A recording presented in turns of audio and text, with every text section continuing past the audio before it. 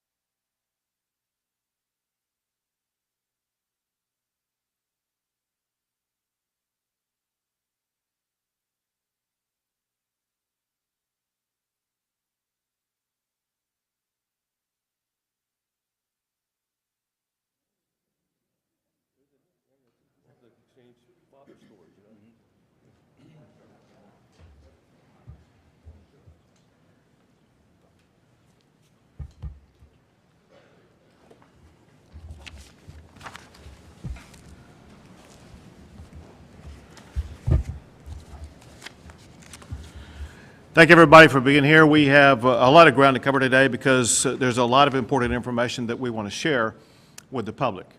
The first thing I can tell you is we are dealing with one of the most significant icing events that we've had in the state of Texas in at least several decades. And as we will discuss over the course of our presentations today, there are some consequences that result from this being such a significant icing event. The main thing that we want to do today is to continue our efforts to keep the public informed about exactly what is going on about the power grid, about what the state is doing to respond to the winter storm, and what Texans can do to enhance their own safety over the course of the next few days. First, the power grid. The power grid is performing very well at this time. I'm going to be making reference to this graph and this graph at this time. This graph right here shows expected power demand for about the next 24 hours for the remainder of today and early tomorrow. It shows that the power generation capacity that is expected and a breakdown of the source of that power, whether it be wind, solar, or thermal. It shows that there is plenty of power available at this time, as well as plenty of power expected over the remainder of today and early tomorrow. At the expected peak demand, not just tomorrow, but in this entire winter storm event, at the expected peak demand, there should be about 10,000 megawatts of extra power capacity.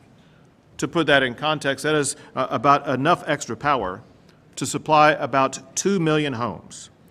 The second graph, this one over here, that shows the current demand for power in Texas at this time.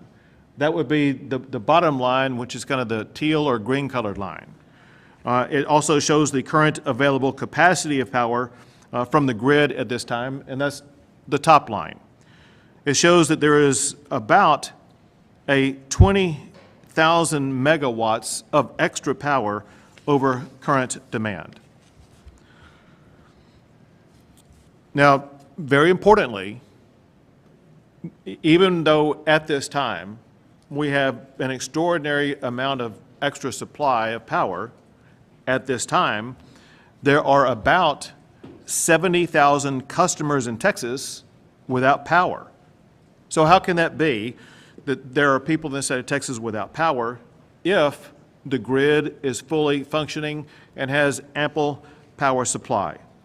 The reason is because of issues with local power providers. The most probable cause of a power outage right now around the state of Texas for anybody who's without power is either because of heavy winds affected lines or more likely because of an icing condition, where ice itself could have brought down power lines, or ice could have weighed down on trees or tree limbs that would have brought down a power line. Anyone out of power at this time should call their local power provider. If you do not know how to get a hold of your local power provider, I'm going to give you a website address that you could use to contact your local power provider. Go to puc.texas.gov/storm. If anybody needs access to try to find the phone number of the power provider to call because your power is out, you can go to puc.texas.gov/storm. Now, to address the down lines, or for whatever reason why local power providers are not able to provide power to your house at this particular time, I want you to know that local power providers are bringing in extra resources to get those power lines back up, and the state of Texas is helping them. There are more than 10,000 linemen already working for power transmission companies to assist with power lines that are not working. And in addition to that, almost 2,000 more linemen are coming in from outside the state of Texas. To expedite the repair trucks that are needed, that are coming in from outside of the state, I am issuing a proclamation that authorizes the Texas Department of Public Safety to waive some regulations that will allow them, those repair trucks, to get into the state faster and easier.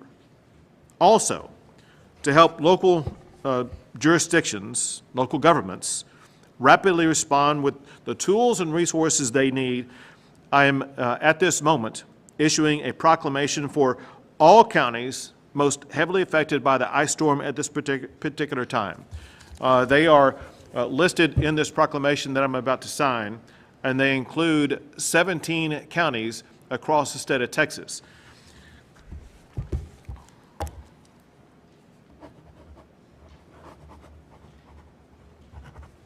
So this proclamation is now in effect for those 17 counties, but we know that over the course of the remainder of the winter storm, there may be additional counties that will need to be added because of conditions on the grounds in those counties, in which case we will be supplementing this proclamation to include those additional counties.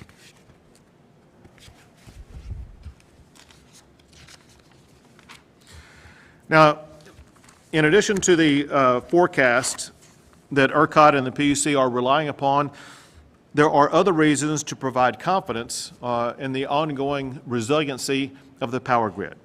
One is that, as compared to last year, Texas has about 15% more power generation capacity. There's also more reserve power available than last year. Unlike last year, winterization has been required for power generators, and there's been about 99% of those power generators passed inspection. Last year, some generators were not available because of maintenance operations during the course of the winter storm.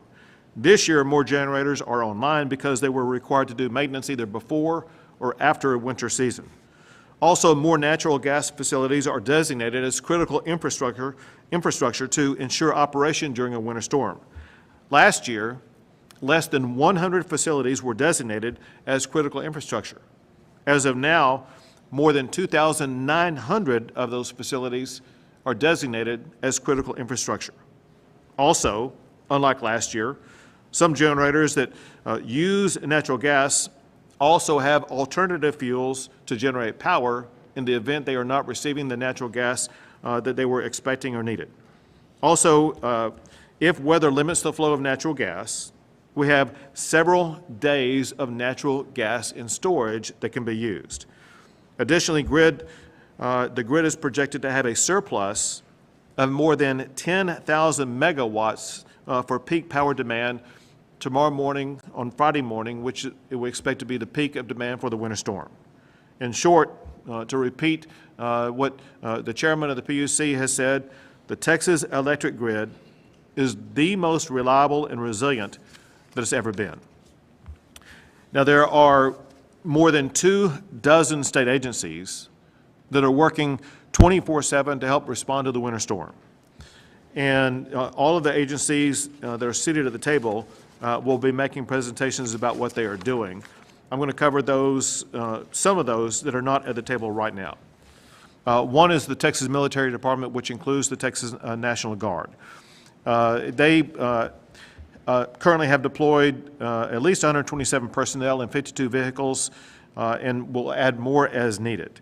They have 5 winter weather mission-ready packages staged in Abilene, Wichita Falls, Lubbock, Brownwood. That one's going to be moving, I think, to Wiley, as well as in Round Rock. Winter weather packages are comprised of 18 personnel, Humvees, wreckers, and ambulances. TMD also has assigned a military district coordinator to Garland to coordinate Texas military resources in the North Texas region. The Texas Military Department has a battalion of mission command staged in Lubbock, and they have additional resources that can be deployed as needed. As one example, they have been involved in assisting motorists on Interstate 20, mile marker 220, which is near the Abilene area. The Texas A&M Forest Service is currently supporting TxDOT, as well as the Texas Division of Emergency Management, with winter weather response with personnel and equipment assigned to San Angelo, Abilene, Amarillo, Brownwood, and Sherman. Texas Parks and Wildlife, they are prepared to support with 4x4 vehicles as well as personnel statewide. 2 things about what they're involved in doing in more detail. They have assisted the Texas Department of Public Safety and the Texas Department of Transportation with motorists in the Wichita Falls area. Additionally, they will be announcing later on today that some state parks will be closed for a short period of time as we work our way through the winter storm, but that will be an announcement coming from the Texas Parks and Wildlife later on today. The Texas Animal Health Commission is now activated at the State Operations Center right here and is coordinating with animal response partners at both state and local levels. Currently, they are working on potential hay and feed or other livestock-related support following the storm. All partners have indicated right now no unmet needs, but are working to prepare for anticipated issues. The Texas Animal Health Commission staff remain on standby for response for any animal issues that may arise. The Texas Department of State Health Services is coordinating with hospital preparedness providers on resource needs such as potential power outages, water issues, medical staff surge, or overnight lodging. They have put 3 emergency medical task force severe weather packages into the field, as well as 2 additional ambulances on standby to cover affected regions. Already, they have delivered more than 100 oxygen tanks in the Austin area in the event that they are going to be needed, and stand ready to make deliveries of oxygen tanks to any affected region where there is demand. With that, I am going to turn it over to Peter Lake, the Chair of the Public Utilities Commission. Thank you, Governor. As expected, we have received reports of local outages from across the state due to icing on power lines and ice weighing down tree branches and trees. We're working closely with transmission companies across the state to ensure they deploy the resources needed to restore power as soon as possible. We have worked with them also to ensure that crews were pre-positioned before the cold weather set in to address these outages as quickly as possible. If you are experiencing a power outage, please report it to your local provider, and please check puc.texas.gov/storm for information about outages in your area and for information about contacting your local provider. I'd like to thank our partners at TxDOT for working closely with these transmission companies to ensure that the necessary roads are cleared so that crews can get to the necessary equipment to restore power as quickly as possible. It's important to understand that these are localized outages that are not related to system-wide reliability issues, as you can see on the screen behind us. The grid remains strong, reliable, and it is performing well in this winter weather event. In addition, we will continue implementing the robust reforms passed in these last few months. Unlike last year, we will be operating the grid in a much more conservative approach with a bigger margin of safety of reserves and an abundance of caution. Most importantly, our generators and power lines are now weatherized to not only meet but exceed federal standards. We have worked closely with our partners at the Railroad Commission to ensure that critical infrastructure on our natural gas supply chain is identified and protected in the event of any emergency situation to ensure that they continue to receive power so natural gas continues to flow to our generators. In addition, the market reforms implemented in ERCOT are ensuring that our generators have additional fuel on site and accessible, as the governor mentioned earlier. Unlike in the past, they are able to economically procure this fuel, keep it on site, and be sure they have redundancy in weather events like this. These generators have pre-positioned crews, much like our transmission companies have, so that if there are operational problems at a generator, those can be addressed quickly.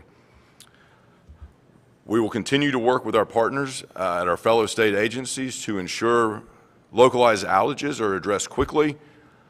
The grid is strong, is reliable, and is performing well in this winter weather event. Thank you. Thank you. Next is Brad Jones, the CEO of ERCOT. Thank you, Governor. As we've indicated in the past, we continue to operate the electric grid in an extremely conservative manner. We are bringing on more resources, having those resources available early, making sure that they're stabilized to continue to provide reliable service to the grid. That goes for our forecast as well. As you see behind us, our forecast has increased since yesterday by about 3,000 megawatts. Similarly, our wind expectations have also increased. The reason for the wind expectations to increase is that we had been forecasting a significant level of icing in the western part of our state. That has not occurred as severely as we expected, and so our wind forecast now is much higher than it was previously. In addition, we've been working on communications throughout the entire industry, talking to each of our industry partners, working with the state, but also working with every part of our industry, generators, transmission distribution providers, to make sure that we are communicating sufficiently and accurately across all of those different forums. We recently contacted the TCEQ yesterday morning to ask for enforcement discretion. I know that the TCEQ will talk about that as well, but that has already been granted. In addition, we have not seen any of our generation come offline for cold weather situation, which is indication that our weatherization program is working as we had hoped. Finally, I would like to again reiterate that we have been operating in an extremely conservative manner. We have a high degree of confidence in our grid. We feel very comfortable in our current situation. Thank you. Thank you. Next is Commissioner Craddock with the Texas Railroad Commission. Thank you, Governor. The Railroad Commission has been conducting daily operational calls since Monday with the three major natural gas providers, or your gas utilities, that serve approximately 97% of the residential customers in the state. They don't anticipate any service interruptions to the residential customers, so your gas should stay on, you should have heat, you should be able to cook, and they have additional support crews available if any issues arise. If you have an issue, please call your local provider if you have any outages. Since last fall, the Railroad Commission has conducted over 4,000 weatherization site visits, including 100% of our intrastate underground storage has been inspected. Prior to this event, the natural gas pipelines packed their pipelines and underground storage at near capacity. Operators have transitioned to 24-hour operations and suspended all scheduled maintenance. This morning, we confirmed at our operator briefing with approximately 100 operators, including production and pipelines, that operations are continuing as usual and they are prepared for the current weather conditions. Fluctuations in production are in the normal range. We want to thank TxDOT and the local counties to make sure our roads are continuing to be open and get cleared. We do have some challenges with roadways that are isolated and regional. Mostly the Permian Basin operators, though, are reporting that they are not having problems getting people to sites. Again, we have line pack and storage are in good condition, and the gas is flowing. Thank you very much. Next is Toby Becker, the Executive Director for the Texas Commission on Environmental Quality. Thank you, Governor. I'll start by just piggybacking off of what Brad said, that yes, we did grant enforcement discretion as of 6 p.m. Last night, but what I'd like to talk about today is water systems. We are monitoring water systems across the state closely. At this point, we have no significant reported issues, and we've not received any notifications of boil water notices related to Winter Storm Landon at this point. However, it's cold outside and water lines freeze when it gets cold outside, so we do expect that we have some frozen pipes across the state. Frozen pipes can lead to line breakage, which can lead to a loss of pressure, which ultimately could lead to a boil water notice, and that's the main reason why we see boil water notices. So there are three things I'd like to ask Texans to do to prepare for this. Is number one, I'm encouraging you to closely follow your water provider. They're going to let you know what the status of your system is and whether you're under a boil water notice. Two, if you see a pipe break in the street that's not in your yard or in your house, report it to your provider immediately. It will help them, and it'll help your utility get out there quickly to fix that and keep the pressure up in the system. The next would be if you have a pipe break in your wall or in your yard, so on your side of the meter, go and turn the water off at the street so you don't bleed the pressure out of the utility system. And then finally, we have a link on our website with a video on how to turn your water off. Our website is www.tceq.texas.gov. If you go there to the Winter Storm Landon page, there's a video that'll show you the different ways to turn the water off if you have a line break in your house, and that will help your local utility keep the pressure up. Thank you, Governor. Thank you. Next is Mark Williams, the Executive Director for the Texas Department of Transportation. Thank you, Governor. TxDOT personnel continue to be active statewide with 24-hour operations underway.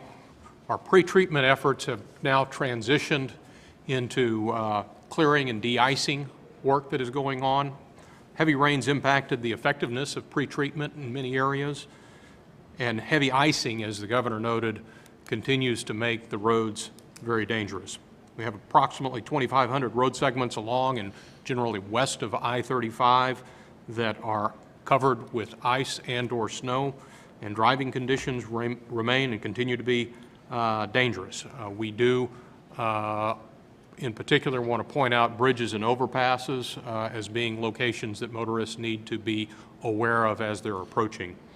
Governor Abbott also noted the assistance that TxDOT has had from a number of the state agencies that are represented here. This has been a team effort, and we do very much appreciate the help and the support that we get and that motorists receive from those agencies along with our personnel.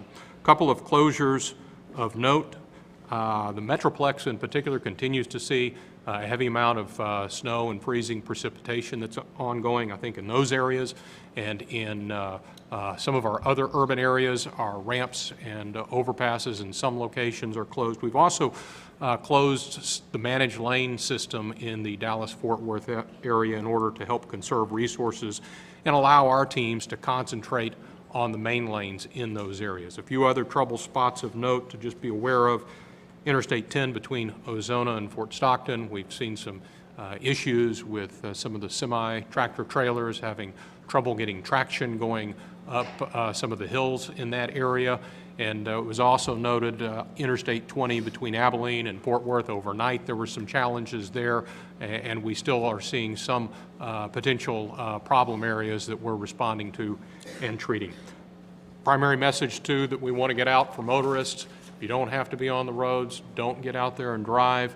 We also want to encourage motorists, along with the media, to refer to our website, drivetexas.org, That's the location where as soon as we have road information and updated road information, we put it on that site so you all can have the best information available.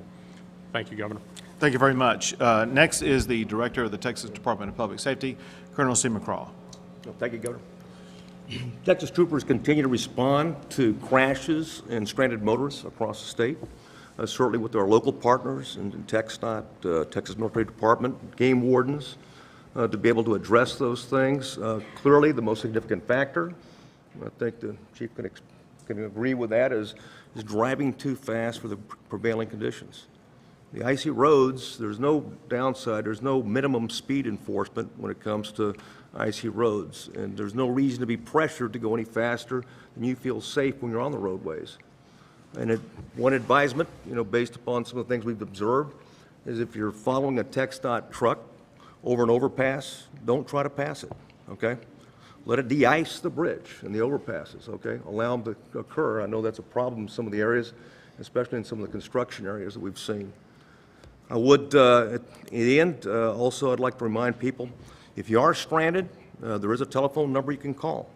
And many people have taken advantage of it over the last 24 hours, Governor. It's 1-800-525-5555, and it's on the back of your driver's license. So please use that. If there's an injury accident, 911. But if you're stranded, please use that number, and someone will be there to help you. Thank you very much. Very good. Next is Chief Nim Kidd, Head of the Texas Division of Emergency Management. Thank you, Governor, and I want to continue to thank our local partners that are working all across Texas right now. This morning, we hosted another statewide call with over 1,200 call-in lines from our local partners there. Our mass care teams continue to support local efforts. We have warehouses stocked with food, with water, with MREs, and with blankets. Additionally, over 185 warming centers are open across the state of Texas right now. Big thank you to the local government partners that have opened that up. Another 56 of those warming centers are on standby. And finally, I want to reiterate some of the things that have been set up here and add a little more to it. Our first responders are out there on the streets every day. And right now, they're out there doing everything they can in these dangerous conditions to answer 911 calls. Our hospitals still have our healthcare workers that have traveled there. And so if you do not need to be out traveling right now, do not get out on the streets if you have ice on those road conditions. Finally, we need to remember the people, the pets, the plants, and the pipes. As Director Becker talked about, we will see water pipes and we will see freezing. So do everything you can to limit that damage to your home and keep the system in place. And finally, Governor, the very last thing is, if those first responders that are out there, give them plenty of room to operate. Again, if you don't have to be on the road, do not be on the road. Very good. Listen, before I open it up for questions, I want to take a moment to thank all the men and women in this building, as well as in office buildings across Austin, who are working 24/7 to make sure that the state is doing everything we can to both keep the state safe as well as to address any of the challenges that our fellow Texans are facing. So thank you, everybody here, for working so hard. Wes will take a few questions. Yes, sir. Bryce, can you go ahead? In terms of the pre-treatment of the roads and trying to get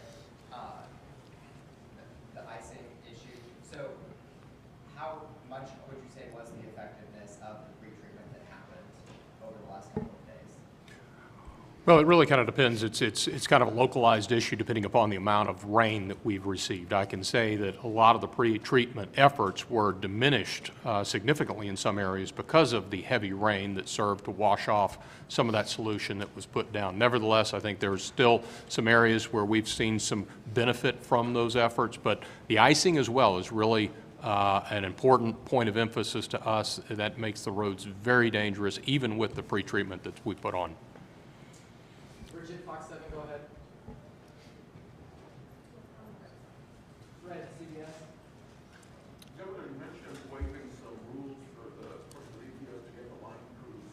What kinds of rules are they? Will they compromise anything? They should not, because the director of DPS is the one in charge of that. I'm going to have him answer specifically what they do, what the waiver does. Yes, sir. It's Part 395 of the Federal Motor Carrier Safety Regulations. It's to support this ICE event. This includes, but it's not limited to, power grids, repairs, and delivery of groceries, fuel, propane. Not unlike we did before in the last ice storm or other conditions in that regard. It doesn't compromise safety in the sense of if a vehicle's out of service, they remain out of service. They don't get the back-end service just because of this waiver. Governor doesn't compromise any of the particular safety protocols, but it does allow for some restrictions to be removed so we can get the people into the area that needs to be addressed. One restriction that I think it expands upon, and correct me if I'm wrong, is it removes a limitation on the hours of operation to make sure that they don't drive here from some other state and get close to where they need to be, only to have to stop operating to go the last 50 miles or something like that. We want to make sure they're able to get to the destination they need to get to provide the assistance that's needed. Commissioner Craddock, have you had any reports of failures of gas production facilities in the field, Permian Basin? What have you been alerted to, if anything at all? The fluctuations really are within the normal ranges, and we are talking to operators all over the state to make sure gas continues to flow. Does that mean you were aware of the Oxy US plant in Crane going down, freezing up this morning, and emitting about 1,600 pounds of sulfur dioxide? The emissions, I think, would go to TCEQ, so I don't know if he's aware of the emissions piece. We are aware that there are some operators in the field having some challenges, but they're working through those challenges as we speak. And how much of a concern is that? Again, the gas is flowing, so I don't think that that any challenges we see in the field are affecting what's going on across the state. Again, that will be a TCEQ question because I think that that's a report that they give to TCEQ, so they'll continue to follow up with that. Last question, Monica, go ahead. The peak demand was projected to be around 71,000 megawatts on Tuesday. Now, of course, that's risen to 75, and the reserve power supply has dropped. Why the sudden change in the forecast hasn't changed? Just like any forecast in weather, they evolve and become more fine-tuned and more accurate as we get closer to the operating day. ERCOT is simply refining and improving their forecast the closer we get to the operating day. As always, we have a wide range of tools available to provide an additional margin of safety. But at this point, we see a very comfortable amount of excess megawatts and excess capacity. Very good. Thank you all.